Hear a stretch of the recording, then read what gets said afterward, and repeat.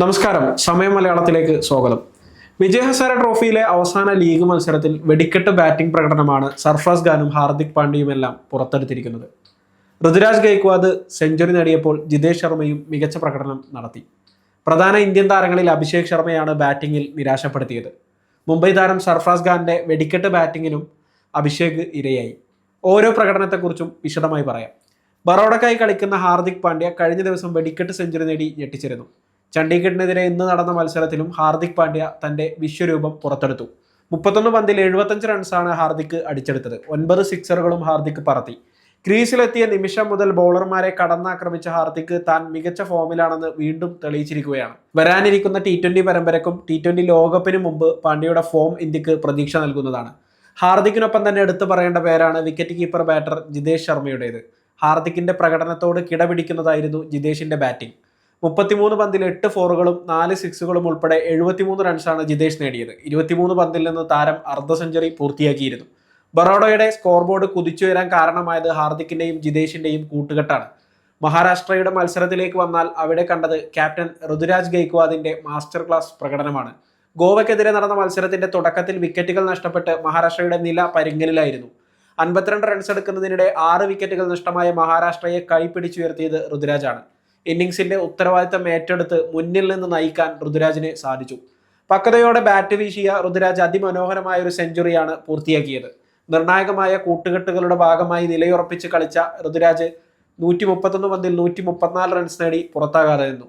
7 wicket നഷ്ടത്തിൽ 249 runs എടുത്താണ് Maharashtra innings അവസാനിപ്പിച്ചത്. അതേസമയം മുംബൈക്കെതിരെ ഓപ്പണറായി ഇറങ്ങിയ പഞ്ചാബ് ക്യാപ്റ്റൻ അഭിഷേക് ശർമ്മ നിരാശപ്പെടുത്തി. 10 പന്തുകൾ നേരിട്ട് 8 റൺസ് മാത്രമാണ് അഭിഷേക് സ്കോർ ചെയ്തത്. മാത്രമല്ല, മുംബൈ താരം സർഫ്രാസ് ഖാന്റെ ബാറ്റിന്റെ ചൂട് നന്നായി അറിയുകയും ചെയ്തു. മത്സരത്തിന്റെ 10ാം ഓവറിലായിരുന്നു ആ വെടിക്കെട്ട്.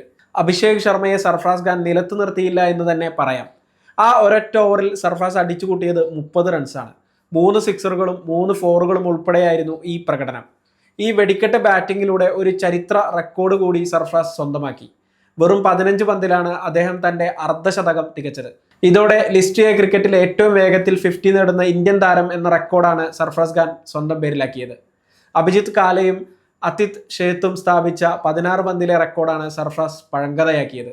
ആഗോളതലത്തിൽ ആദം ഹോളിയോക്കിനൊപ്പം 2ാം സ്ഥാനത്തെത്താനും അദ്ദേഹത്തിന് സാധിച്ചു. മത്സരത്തിൽ 20 പന്തിൽ 5 സിക്സുകളുടെ അകമ്പടിയോടെ 62 റൺസാണ് സർഫ്രാസ് നേടിയത്.